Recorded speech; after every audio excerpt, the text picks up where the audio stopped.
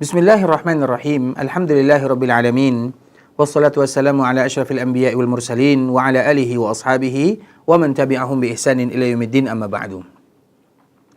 Pada kesempatan kali ini, kita akan kembali melanjutkan tentang rukun iman yang berikutnya, yaitu rukun iman kepada malaikat-malaikat.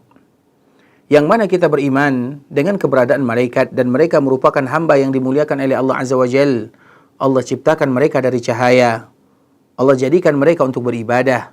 Mereka tidak akan pernah berbuat maksiat kepada Allah Azza wa Jalla dan akan melakukan apa yang diperintahkan. Allah Subhanahu wa taala menyebutkan, "Amanar rasulu bima unzila ilaihi min rabbih wal mu'minun." Sesungguhnya Rasul dan orang-orang yang beriman, mereka tentunya beriman kepada apa yang diturunkan oleh Allah Subhanahu wa taala. Semua mereka beriman kepada Allah, beriman kepada para malaikat, beriman kepada kitab, dan juga beriman kepada utusan Allah Azza wa Jalla. Malaikat itu merupakan di antara hamba yang selalu mentaati Allah Subhanahu wa taala. Allah Subhanahu wa taala menyebutkan, la yasbiqunahu bil qawli wa hum bi amrihi ya'malun. Mereka tidak akan pernah mendahulukan kalimat-kalimat dari Allah Azza wa Jalla dan mereka selalu melaksanakan apa yang diperintahkan oleh Allah Azza wa Jalla. Di dalam ayat yang lain Allah menyebutkan, la ya'sunallaha ma amarahum wa yaf'aluna ma yu'marun. Mereka tidak pernah berbuat maksiat kepada Allah dan mereka akan senantiasa melakukan apa yang diperintahkan. Dan juga terdapat di dalam ayat Al-Quran sifat bagaimana bentuk Allah Subhanahu wa taala menciptakan mereka. Seperti misalnya Allah menyebutkan, alhamdulillahi fatiris samawati wal ard.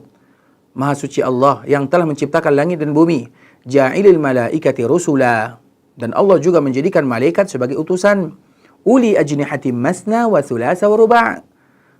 Para malaikat itu punya sayap. Ada yang sayapnya 2, ada yang 3, ada yang 4. Yazidu fil khalqi ma yasha'. Innallaha ala kulli syai'in qadir. Kemudian Allah menambah jumlahnya sesuai dengan kehendak Allah Azza wa Jalla dan Allah Maha berkuasa mengetahui segala sesuatunya. Nabi SAW juga pernah menyebutkan khuliqatil malaikatu min nur, bahwa malaikat itu tercipta dari cahaya. Begitu juga dalam hadis yang lain Nabi SAW menyebutkan bentuk malaikat, udzinali an uhadditsa an malakin min malaikatillah min hamalatil arsh. Diizinkan kepadaku untuk menyampaikan kepada kalian di antara bentuk bagaimana salah satu sifat malaikat yang mana mereka ditugaskan untuk memikul arasy Allah Azza wa Jalla. Innama baina syahmati udhunihi ila atiqihi masiratu 700 am. Sesungguhnya malaikat itu yang memikul arasy Allah Azza wa Jalla, di antara telinganya dan di antara bahunya itu seperti seseorang melakukan perjalanan 700 tahun lamanya. Itu merupakan di antara bentuk bagaimana besar keagungan ciptaan Allah Azza wa Jalla. Begitu juga di dalam Al-Quran dan juga hadis-hadis Nabi SAW yang lain disebutkan beberapa nama serta amalan-amalan yang mereka lakukan. Seperti misalnya Jibril alaihissalam, dia adalah orang yang terpercaya menyampaikan wahyu Allah Azza wa Jalla. Nazala bihir ruhul amin ala qalbik. Ruhul amin turun kepadamu menyampaikan wahyu Allah Azza wa Jalla. Begitu juga Mikail yang diberikan kepadanya tugas untuk menurunkan hujan. Demikian juga dengan Israfil yang diberikan kepadanya tugas untuk meniup sangkakala. Ada lagi yang namanya malaikat maut untuk mencabut nyawa. Begitu juga malaikat yang menjaga, yang menulis catatan amalan manusia, malaikat yang menjaga surga, menjaga neraka, dan masih banyak lagi malaikat-malaikat yang lainnya.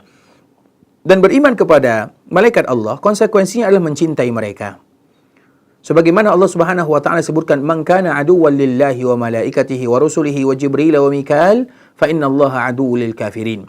Barang siapa yang menjadikan Allah sebagai musuhnya, malaikat, utusan Allah, Jibril, Mikail, maka ketahuilah Allah akan menjadi musuh orang-orang yang kufar. Artinya berarti kita wajib mencintai orang-orang yang dicintai oleh Allah Azza wa Jalla, dan salah satunya adalah para malaikat. Sehingga seorang muslim tidak boleh mereka melakukan sesuatu yang membuat menghinakan atau melakukan sesuatu yang merendahkan malaikat-malaikat Allah Azza wa Jalla, atau melakukan sesuatu yang bisa menjauhkan para malaikat tersebut.